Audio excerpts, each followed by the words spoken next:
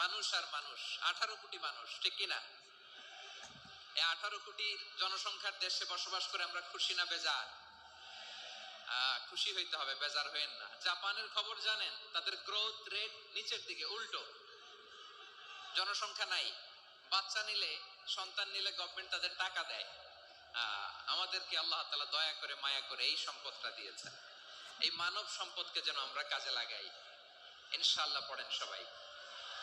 Human resource development অনেক জনগুরুত্বপূর্ণ বিষয়, খুব সেনসিটিভ বিষয়, বুঝতে হবে। যশোরের স্মার্ট ছেলেরা, এই যে আমি যাদেরকে দেখতে পাচ্ছি, all are the Gen Z of Jashore. যারা জেন জি, ওরা স্মার্ট, ওরা ইশারা ইঙ্গিতে কাজ করে। এই যে পুরো গদি উল্টায় দিছে, ঠিক কিনা? 24-এর ছাত্র নাগরিক অভ্যুত্থান আমাদের দেখিয়ে দিচ্ছে কিভাবে চোখের ইশারায় গদি উল্টে দিতে হয়। জেনজিদের নিয়ে বসেছে, ওরা তো স্মার্ট, ওরা ডিস্টার্ব করবে না। মেহরবানি করে আমার সাথে কানেক্ট করো, 1 to 1, brain to brain, eye to eye, eye contact করো আমার সাথে, তাকাও। কষ্ট হলো আমার দিকে তাকাও, আওয়াজ করা যাবে না, আমার দিকে তাকাও। প্রিয় ভাইরা, হিউম্যান রিসোর্স ডেভেলপমেন্টের ব্যাপারে কিছু কথা বলবো। এই যে আমাদের বিশাল জনসংখ্যা, এই জনসংখ্যাকে কি করে জনসম্পদে রূপান্তরিত করা যায়, এ ব্যাপারে কথা বলবো। আমি সূরাতু বনী ইসরাইলের 70 নম্বর আয়াত তেলাওয়াত করেছি। এই আয়াতের আলোকে কিছু কথা আমি আপনাদের সামনে বলবো।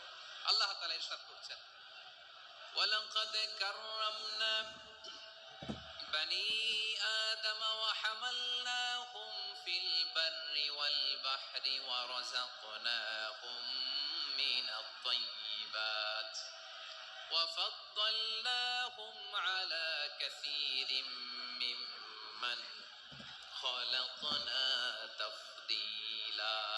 পড়েন আল্লাহু আকবার। রব্বুল আলামিন বলেন, ওয়ালাকাদ কাররামনা বনী আদম, আমি বনী আদমকে সম্মানিত করেছি, বনী আদমকে মর্যাদা দিয়েছি। ওয়া হামালনাহুম ফিল বাররি ওয়াল বাহর, বনী আদমকে জলে, স্থলে, স্থলে এবং সমুদ্রে চলাচলের বাহন দিয়েছি। ওয়া রাযাকনাহুম মিনাত তাইয়্যিবাত, তাদেরকে পবিত্র রিজিকের বন্দোবস্ত করেছি। ওয়া ফাদ্দালনাহুম আলা কাসীরিম মিম্মান খালাকনা তাফদীলা, আর আমি আল্লাহ যাদেরকে সৃষ্টি করেছি তাদের মধ্য থেকে বনী আদমকে আমি শ্রেষ্ঠ বানিয়েছি। আমরা শ্রেষ্ঠ, আমরা আশরাফুল মাখলুকাত। আমরা কি? এই যে এমনি চিল্লাচিল্লি করে, জিজ্ঞাসা করলে বলে না। আমরা আশরাফুল মাখলুকাত। আমরা কি? শ্রেষ্ঠ, সবার চেয়ে সেরা। আমাদের মতো করে আল্লাহ কাউকে বানায় নাই। 2 পায়ে ভর করে, শির দ্বারা এরকম স্ট্যান্ড রেখে মাথা উঁচু করে দাঁড়াতে পারে এরকম কোন প্রাণী পৃথিবীতে আছে? এজন্য আল্লাহ বলেন, ওয়ালাকাদ কাররামনা বনী আদম, আমি বনী আদমকে সম্মানিত করেছি, তাদেরকে আমি মর্যাদা দিয়েছি।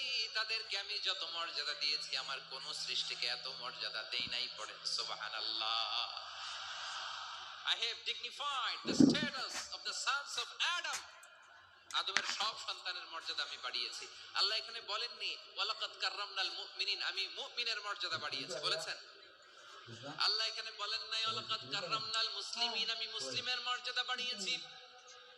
আল্লাহ বলেছেন ওয়ালাকাদ কাররামনা বনী আদম, আমি বনী আদমের সম্মান বাড়িয়েছি। হোক সে মুমিন কিংবা কাফের, মুসলিম কিংবা মুশরিক, আস্তিক কিংবা নাস্তিক, আরব কিংবা অনারব, যেই হোক না কেন, আদম সন্তান সবগুলার মর্যাদা বাড়ায় দিয়েছে কে?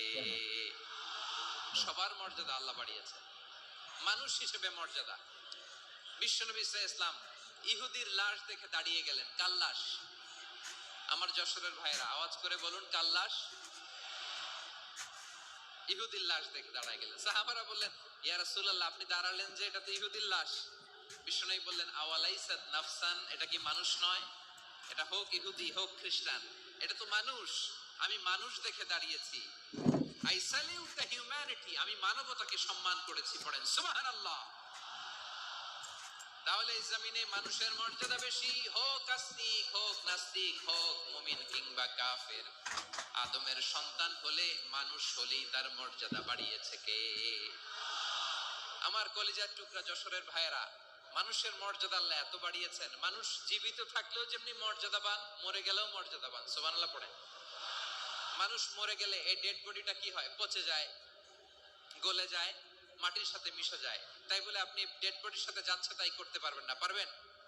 কেউ যদি অন্যায় করে তাকে যদি আপনি শাস্তির আওতায় আনেন, যা মনে চায় করতে পারবেন না। তারা আগুন দিয়ে পোড়াতে পারবেন না, নাক কাটতে পারবেন না, কান কাটতে পারবেন না, অঙ্গ বিকৃতি করতে পারবেন না। কারণ মানব জাতির মর্যাদা স্বয়ং দিয়েছে কে? ডেড বডি পচে যাবে, গলে যাবে। তারপর ইসলাম বলে না, খবরদার, এই মরা লাশটারও একটা মর্যাদা আছে না নাই? ইসলাম বলে এই লাশটা গলে যাবে, পচে যাবে, কিন্তু এটার অমর্যাদা করো না। কর্পূর দিয়ে, খেজুর পাতা দিয়ে, এটাকে ওয়ার্ম ওয়াটার দিয়ে, গরম পানি দিয়ে ধৌত করো। সাদা শুভ্র ধবধবে কাপড় দিয়ে লাশটাকে তুমি কাভার করো। তারপরে খাটিয়ার মধ্যে লাশটাকে রেখে বিশাল একটা প্রোগ্রাম করো, একটা ফিউনারাল প্রোগ্রাম করো। ওই প্রোগ্রামের ডানে বায়ে পেছনে লাশটারে রাখলে হবে না, প্রোগ্রামের একেবারে সামনটাতে তুমি লাশটাকে রাখো। সুবহানাল্লাহ। একটা ফিউনারাল প্রোগ্রাম করতে হবে, তাকে শেষ বিদায় জানাতে হবে, যেটাকে আমরা জানাজা বলি। কি বলি? জানাজা মানে মাইয়িতের জন্য দোয়া, তার জন্য দোয়া করা হয়। তাকে একটা সিস্টেমেটিক অর্ডারে কবরে রাখা হয়, সুন্দরভাবে সেটাকে কবরস্থ করা হয়, মাটি দেয়া হয়, পানি দেয়া হয়। তার মানে মরে গেলেও মানুষের সম্মান বাড়ায় দিয়েছে কে? এজন্য আল্লাহ বললেন ওয়ালাকাদ কাররামনা বানি আদম, বনি আদমের সম্মান মর্যাদা আমি আল্লাহ বাড়িয়ে দিয়েছি। মানুষের সম্মানে তুমি কখনো আঘাত করো না, ঠিক কি না? তাহলে ভাই, প্রথম মেসেজ হচ্ছে, the first and foremost message tonight to the people of Jasur, আল্লাহ বলেন, I have dignified the status of son of Adam, আমি বনি আদম সবার মর্যাদা বাড়িয়ে দিয়েছি। হোক আস্তিক, নাস্তিক, হোক কাফের কিংবা মুশরিক, তার মর্যাদা বাড়াই দিছে কে? যখন বন্যা হয় আমরা ত্রাণ নিয়ে যাই, আমরা শুধু মুসলমানদেরকে ত্রাণ দেই নাকি?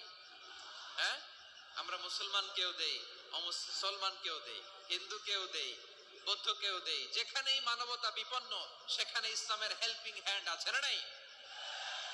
সুবহানাল্লাহ। কি দিন আমরা পেয়েছি, কি বিধান আমরা পেয়েছি। ওয়ালাকাদ কাররামনা বানি আদম, আমি বনি আদমকে সম্মানিত করেছি। এরপর আল্লাহ বললেন ওয়া হামালনাহুম ফিল বাররি ওয়াল বাহর, মানুষকে স্থলে এবং সমুদ্রে চলাচলের বাহন আমি দিয়েছি। স্থলে কিভাবে চলবে, জলে কিভাবে চলবে, এই বাহনের ব্যবস্থা করেছে কে? এই জেনজি, এই সামড়া, ইরাম করতেছো কিসের জন্য? হ্যাঁ, ইরাম করলে চলবি? হ্যাঁ, বস বস বস বস। আওয়াজ করতেছো কেন? দিবা না, কথা বলতে দিবা না আমাকে? তো এইটা বুঝি তোমাদের ভালোবাসার নমুনা? তোমাদের ভালোবাসার কারণে যদি আমি কোথাও দাঁড়াতেই না পারি, কোথাও বসতে না পারি, কোথাও দুটা কথা বলতে না পারি, এই ভালোবাসা দিয়ে কি হবে আমার? বরং ঘামতে ঘামতে ঘর্মাক্ত হব, রক্তাক্ত হব।